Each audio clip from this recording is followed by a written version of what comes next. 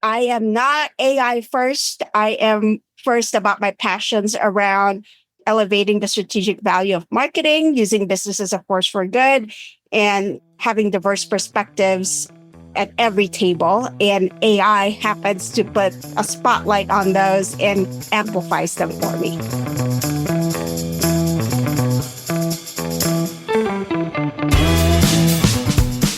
Welcome to the Agents of Change, the podcast experience you've been waiting for your entire marketing career.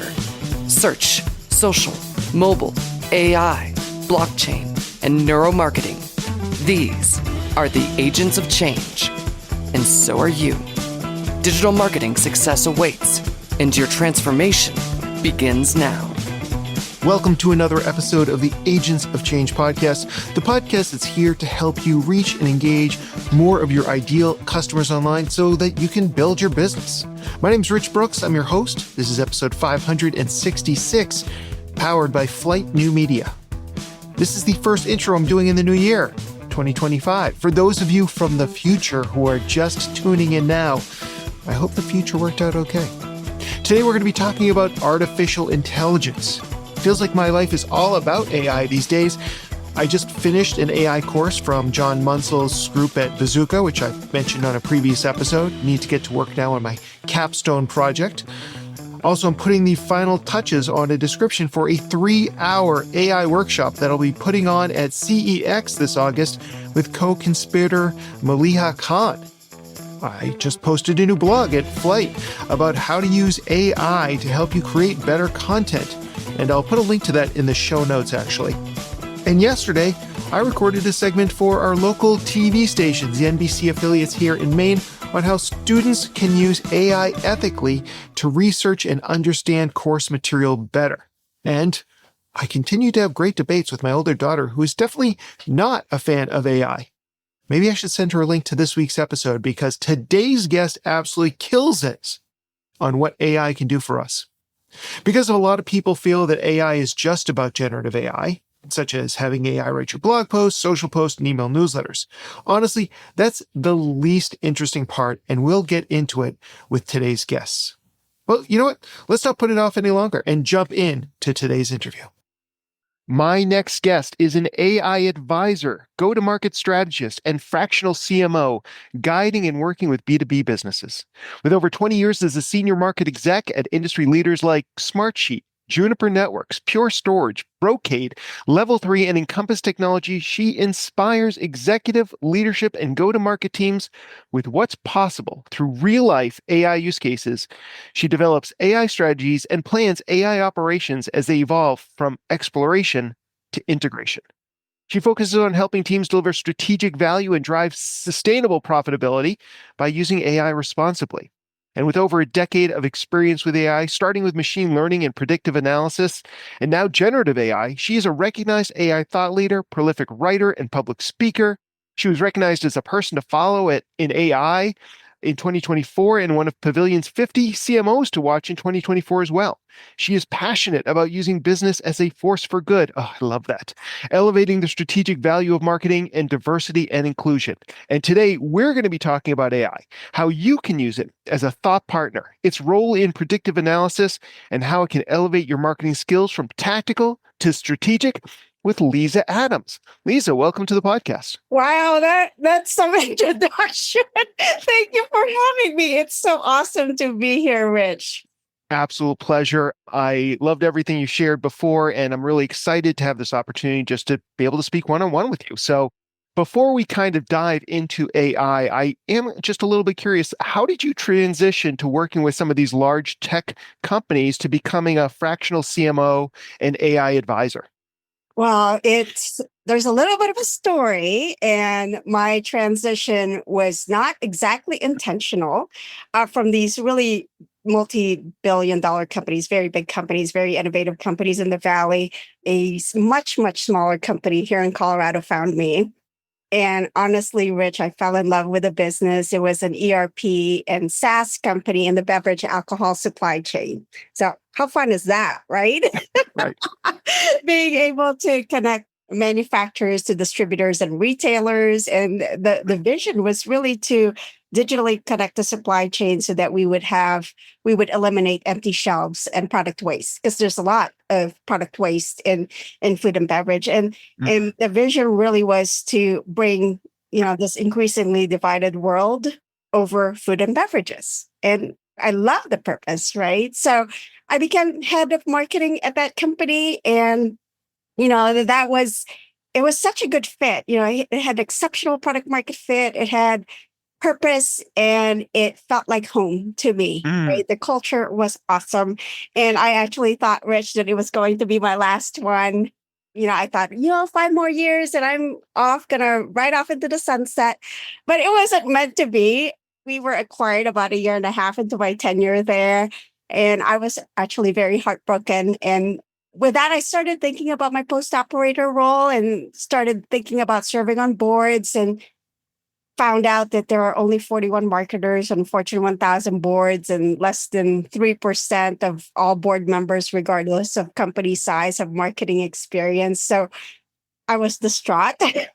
And I dug so deeply to find out why. And there are many reasons why marketers are not on boards, but one of the biggest reasons is that we are perceived by some as tacticians rather than strategists. And that actually, I was disheartened by that, because I Mm. am a strategist. My passion is in strategy. I come from a product marketing background in deeply understanding customers and in segmentation, targeting, positioning, creating categories, those types of things. So it happened around the time that OpenAI launched ChatGPT, and I saw the power of AI in not just using it for content creation, but actually using it as a thought partner, as something that we can use for automation and personalization, get deep insights to inform decisions. And with that, I kind of felt like this is the gift that marketers need, that market leaders need, to flip the script, that we can be truly strategic about the work that we do. And when we get strategy right, the tactics and the execution gets a lot better. So that is my journey. I am not AI first. I am first about my passions around elevating the strategic value of marketing, using business as a force for good, and having diverse perspectives at every table. And AI happens to put a spotlight on those and amplifies them for me. So That's awesome. And your origin story has touched upon all the major themes that I want to cover today. So that's just absolutely beautiful. You talked about how marketers are being seen. I think that many people still today see AI primarily as a tool for generating content. How do you see AI functioning as a thought partner for marketers? You mentioned that term thought partner. I'd love you to dive into that a little bit. yeah. And this is like probably one of the most underutilized use cases for AI. Thinking about it not just as a question answer engine, and I can't blame most of us, right? When we go into ChatGPT or Claude or Gemini, we see a very simple conversation box at the bottom, and it has, some examples of potential questions that you could ask it. Analyze this, create this image. It feels like something that's just a little bit more sophisticated than a Google search, Mhm. right? So people would ask it questions and we would get responses. And it's such a big behavioral or mindset shift to actually think about it as a thought partner. And when I say as a thought partner, I'm really thinking about it as, hey, you have some ideas. We as human beings, we're creative, we're innovative, we are deeply thinking about a lot of things, whether it's what segments of the market we should go after, how we should differentiate our products in the market, or how do we continue to retain our customers. Have those ideas, share it with AI, give it context. Okay, we're decreasing, we're seeing churn in the space. It is as a result, we believe it's as a result of XYZ. We have limited budget. We need to reposition. Here's our thinking about our repositioning. What do you think about this?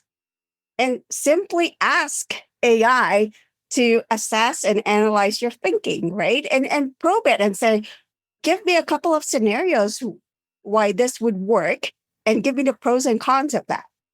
And begin thinking about the situation with somebody else's perspective, AI's perspective. And you could even say, all right, given that situation, how might this be perceived by a decision maker, by an influencer, or by a ratifier and a user? So now, not only am I able to get other perspectives, I now can see like how it could be perceived by different people, right? So that's how I think about using AI as a thought partner. And you could use it as a thought partner for something extremely tactical, or for like, hey, I want titles for this blog post. Give me the pros and cons of each one. How might each one be perceived, right? To something very strategic, like I need to make sure that my product meets the top needs of my market. Here are the different markets that we could potentially go after. Let's evaluate each one of these markets based on their top needs and the key functionalities of my product. Something like that, right? So one's very tactical, one's very strategic, but in both instances, I'm collaborating with AI, sharing my thoughts, and it's giving me feedback back to me. So when we first started talking, I was thinking that I was going to keep the conversation kind of at a 20,000 foot view and just kind of touch on some of these. But as you're talking, I am curious about if you have a favorite AI platform that you're doing the thought leadership with, or if you bounce around. And also, it sounds like you're doing some sort of priming before, you're not just opening up a ChatGPT or Claude or Perplexity, what have you, and just starting a conversation. Are you basically writing out kind of a strategic plan or providing context into a document, and that's how you're starting the conversation to get better results? Yeah, so there's two questions there, Rich. So I'll answer the second one first around the framing and the conversation, right? Just like with any human being, let's say I wanted to brainstorm with you or I wanted to just have a conversation, I need to give you context. Right. Otherwise, if I just start saying, hey, what do you think about my positioning? And you're like, well, who are you targeting? Who are you competing with? What's your product? All sorts of things, right? So I use this acronym GRACE to help me with my thinking and with my instructions for how to guide AI responsibly. GRACE stands for goal. Give it a set of goals. R stands for a role. What is the role that you want the AI to take? Is it a marketer? Is it a CEO? Is it a customer? Right? Well, whatever persona you want the AI to have. A is for actions. What kind of actions do you want it to produce? C is for context.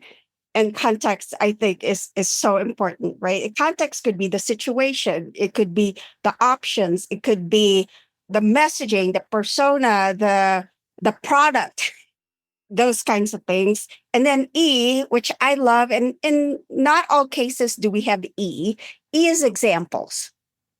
Because when AI can see how you've done it before, if you have a framework, a before and after, then it has some sort of basis from which to give you a response that kind of follows the guidelines of your examples, right?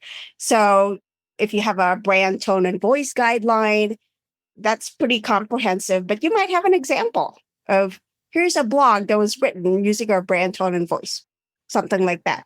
And then now when you help me create a blog, make sure it follows this format, it follows this style, and it follows this voice. So that's on the instruction part in using GRACE. And then I forgot now your first question. I think the first question was, do you have a preferred platform? Yes, I don't have a preferred platform, but I have what I call my Justice League of AI. And I'm a big superhero fan. So for your listeners, if you're not a superhero fan, there's this Justice League superheroes where it's a group of 6 or 7 superheroes. They have differing superpowers, highly complementary superpowers, but when you put them together and they have the same mission, they conquer the world, right? So it's got Batman and Superman, Wonder Woman, Cyborg, Flash, Aquaman. And I think about AI in the same way. And we're actually, as humans, we're part of the Justice League because we have superpowers that they don't, and AI has superpowers that we don't.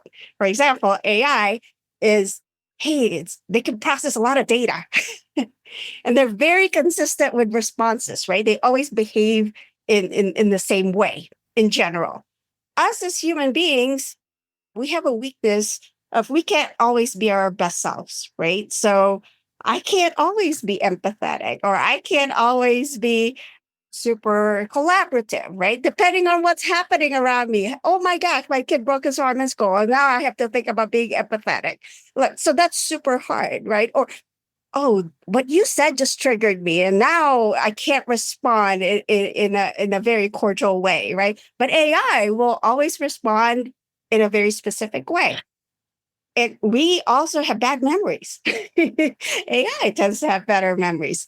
But the con of that is AI doesn't have consciousness, right? It doesn't have emotions. It doesn't have ethics. So our human judgment tries to overcome their weaknesses. And the reason why I start with that before I tell you which tools I use is even in the individual tools, they have, in my opinion, different superpowers. So I use Claude. Claude is actually one of my favorites. It's made by Anthropic.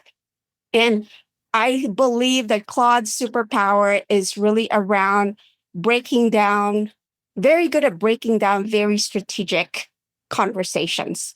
So I use it quite a bit as a thought partner. And rather than just giving me, if I have a complex question, rather than just giving me a full response, it actually breaks it down into smaller things that we can address. And then we address each one. Mhm. What I also like about Claude is Anthropic has a mission around safety. So I tend to like how it thinks about potential risks to humanity. So it always thinks about a responsible AI kind of perspective in its responses to me. So that's what I love, Claude. I also just like its writing style better because it aligns better with mine and I don't have to prompt so hard. What I don't like about Claude is that it can't browse the web, at least today. I can get around it by using Perplexity, and I can explain that in a second. And then it cannot create images. So True. if you like those things, then and you only have $20 a month, then Claude may not be the best one for you. The next Justice League member of AI in my toolkit is ChatGPT. By the way, I don't have any free versions of this. It has to be Claude Pro. The next one is ChatGPT Plus Agreed. or Teams or Enterprise because the free version just can't perform and doesn't even give us a sliver of its full potential. So I have both Plus and Team for ChatGPT. And what I love about ChatGPT are the many things like custom GPTs where you can create it to do very specific tasks. So you can now help your team by, sharing a GPT that everybody can use. So it democratizes thinking, right? It can access the web. It now has search. It can create images. And now we're in the middle of 12 days of shipmess in Yeah. open AI. So we just got a bunch of really cool things, new capabilities, inline editing with Canvas, like all sorts of things, right? It now has Sora that allows you to create up to 20 seconds of video. So lots of capabilities in there. And from a text perspective, I think if you have pretty direct questions and you just want a response, ChatGPT does it super well. Yeah. Yeah. The third one in my list is Perplexity. So Perplexity is going to go straight for Google's search market share. So today, I rarely use Google anymore for search. I tend to use Perplexity. In Perplexity, it can actually be powered by whatever AI model of your choice. So you could say, I want our Perplexity search to be powered by Claude or ChatGPT or Gemini or something else. I pair up Perplexity with Claude. So that's what I said. I can get around Claude's inability to search the web through Perplexity.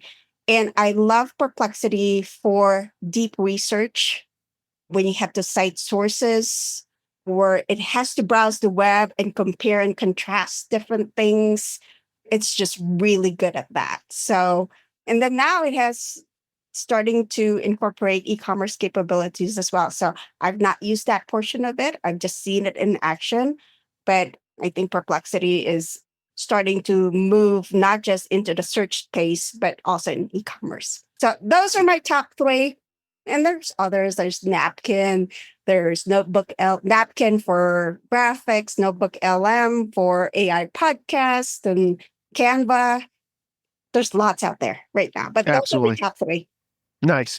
And I just want to go back to something you had said earlier, where you said it's a good idea to give examples also. And that's something I've just started to realize recently as I've been doing some more fine tuning on some of my GPTs or even just regular conversations with AI, is giving it examples of what I want and what I don't want. And I found that that can really help AI understand the context and the type of outputs that I'm looking for. So I think that's a great piece of advice. Wish I had known that months ago. So You know, raising, I was just going to say the other thing that people should consider is, especially if they're using multiple tools, multiple AIs, if one AI gives you an answer, feed that same answer in context to another AI and see what it thinks about the response from one, right? So now you actually get two perspectives from two different AIs, and you could potentially mitigate hallucinations when it starts making things up. So if one hallucinates on you, hopefully the other one catches it. absolutely. Moving the pace back up to 20,000 feet. So when you're talking about the difference between marketers who approach things strategically versus tactically, and the goal should be, if we want to be taken seriously, is to be more in that strategic side. What are some examples that you can cite of how we might use AI to kind of make that shift to a strategic point of view? Yeah. And let me set a little bit of context around why that is so important in using AI strategically. I actually believe that AI will push us to become more strategic and to become more authentically human. Because, for example, if we don't have good product market fit, meaning that we have a product that doesn't exactly address the needs of who we're targeting, right? It's not a good fit, it's not the top needs, or we have an exceptional product, but we're going after the wrong market, right? So it's just bad to begin with, right? Mm-hmm. And we start infusing AI in all of our tactics. So we do personalized emails, we do ads. Like now we're going to create a lot more content. Like we're just bombarding the wrong market with lots of stuff now. Right. Just amplifying it, right? So now, you know what AI actually does? AI is an amplifier. It amplifies whatever it is that you're doing, good or bad. So if you got bad product market fit and you AI the crap out of this thing, Right. will just amplify the misalignment in the market, right? And it's a faster path to failure. So my guidance for many is, if you sense that you don't have good product market fit, and I'm picking on that use case, right? Why don't we spend some of our time, not all of our time, on the tactics? I understand we still need to keep the house going, but we spend some of that time using AI to ensure that we have good product market fit, that we have actually selected the right segments of the market to go after, that we actually have figured out the right persona of customer that we want to go after. And people say, well, how do you do that, Liza? How do you use AI to figure out the right segments or the right personas? I said, you know what? You've got conversations with customers. You've got transcripts, from those conversations. You have surveys. Let's have AI analyze this data.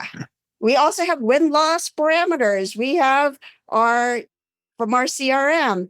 We have all this customer data, market insights then we can use AI to help us analyze which ones might be the best fit based on who we're trying to go after and based on what our product does. And use it for analytics, right? And based on that analytics, we can draw some insights to make some decisions around, hey, which one's the best fit?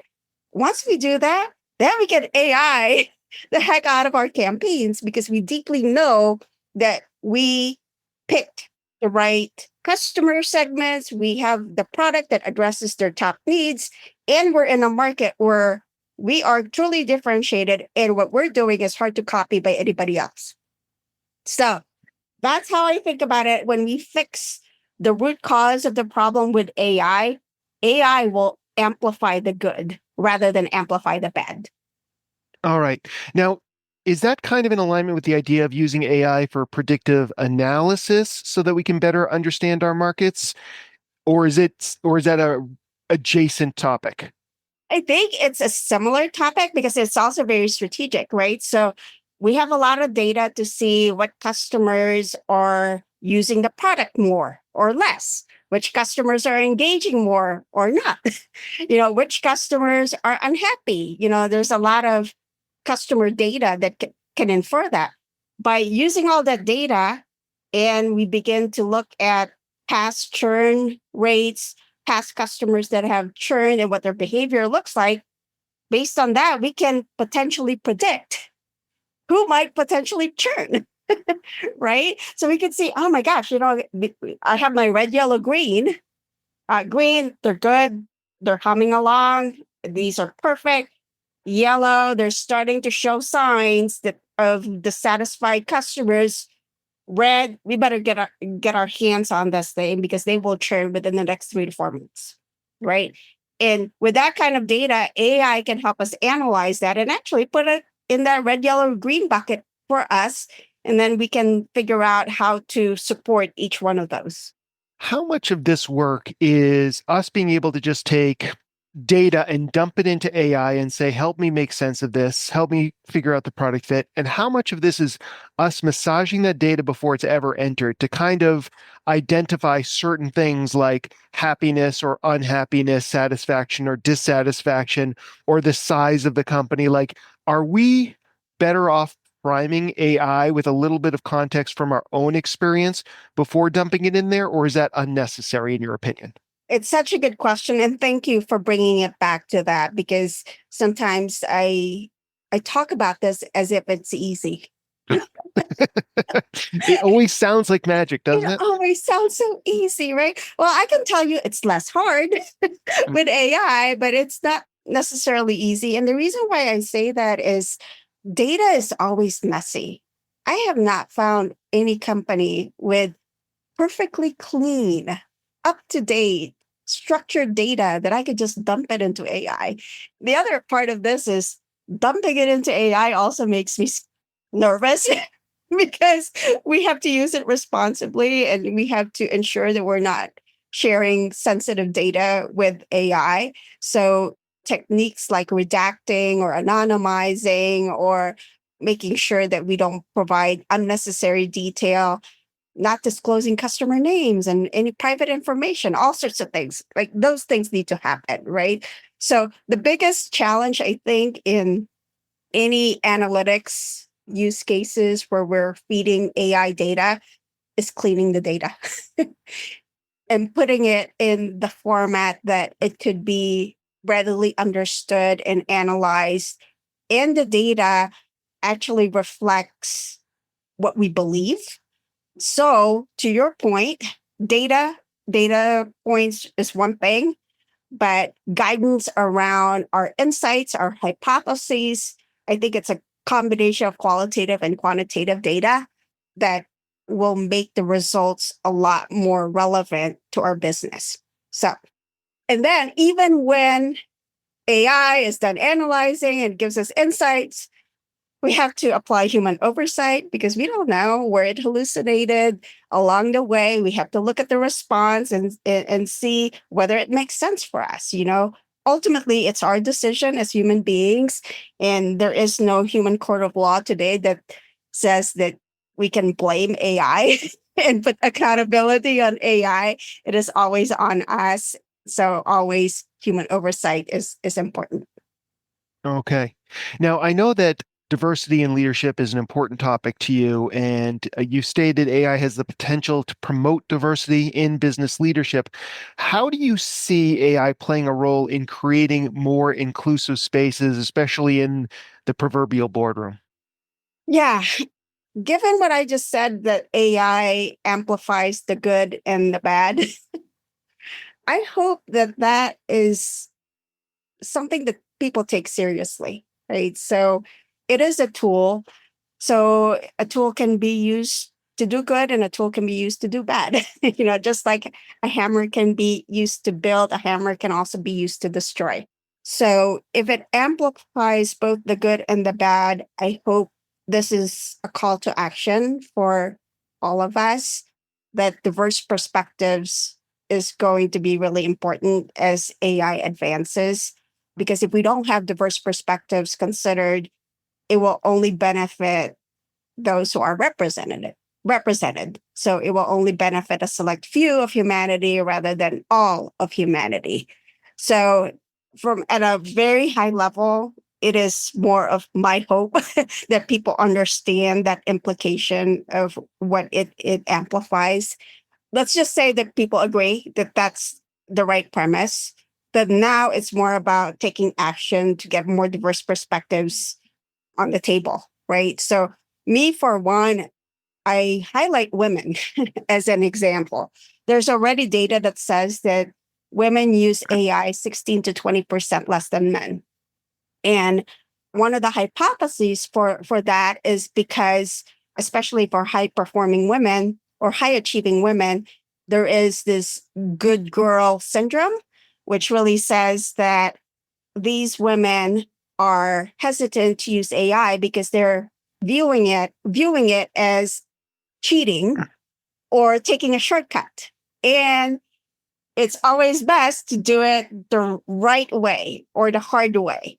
So, but I contend that for a tool, just like no one judges us for using a calculator or Excel to do complex math, and same thing with AI. I hope that at a certain point, no one judges us for using AI as a tool to enhance our capabilities and to do better problem solving. And my call to action to women is embrace this, right? Embrace it and be empathetic in your AI journey, because we can't be AI experts overnight. But by embracing AI, I think we will shrink the gap that we currently have in diversity. And we can't afford that for that gap to be further widened just because of AI.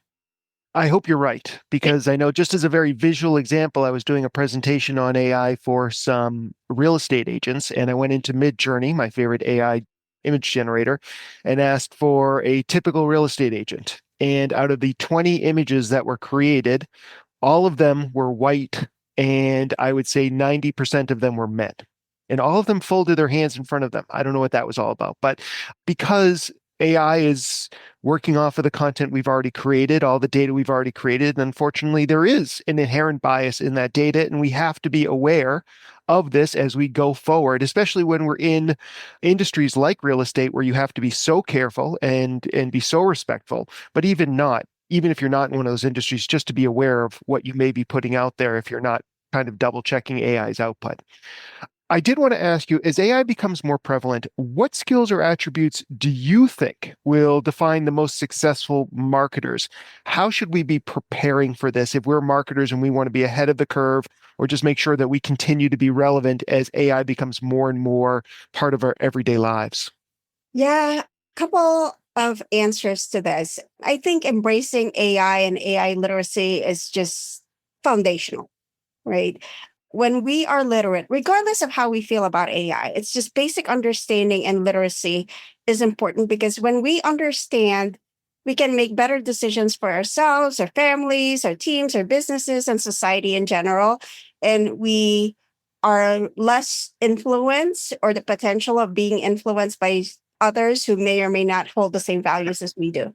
So I think just embracing to understand AI is really important, and adaptability and a growth mindset knowing that AI isn't perfect, we're not perfect, it's trying to overcome our limitations. We need to try to overcome its limitations, right? So it's like truly working together with AI. And the best way, as Ethan Malik says, he's just prolific and a brilliant mind in AI. He says, the best way to understand AI is to use AI. And this is one of those things where, I don't care if you're an owner of a business or a CEO of a really large company. This is one where we got to get our hands on it to truly understand it. So my guidance to people is get your hands on keyboard and just start talking to AI, right? The other angle that I take with this is I do believe that as AI advances, AI will democratize IQ. And as IQ becomes more democratized, EQ, in my belief, will become more valuable. As AI democratizes capabilities, I think human judgment will become more valuable. As it democratizes content and writing and creative and all those things, I think our innovation and our authentic human experiences will rise, right? So there's lots of content being created today. If we just use AI to create content, but we don't infuse it with our unique experiences, our very human traits, we're going to be in the sea of beige. Yeah. And it's going to be really hard for brands, for companies to rise over that. And it's going to be really hard for us to earn trust because everybody's radars are up, right? So up for deepfakes, up for, hey, you're just trying to catch my attention, all sorts of things. So I honestly believe that AI will level the playing field in our more unique human values that AI cannot replicate, cannot copy, will be the ones that will rise in the era of AI. Love it. Great place to wrap up. Liza, if people want to learn more about you, where can we send them online? Yeah, you can go to my website, which is growthpath.net, or follow me on LinkedIn, and it's Liza, Liza Adams. Awesome. Thank you so much today, Liza. Thank you so much. A pleasure being here. I really enjoyed my conversation with Liza, and I hope you got a lot out of it too. Your head might be spinning and you're wondering, where can I get a transcript? Well, we've got you covered. Just head on over to our website at theagentsofchange.com/566. We've got the full transcript. We've got summaries. We've got blog posts. We've got links so you can check out more by Liza. The whole kit and caboodle is all right there for you.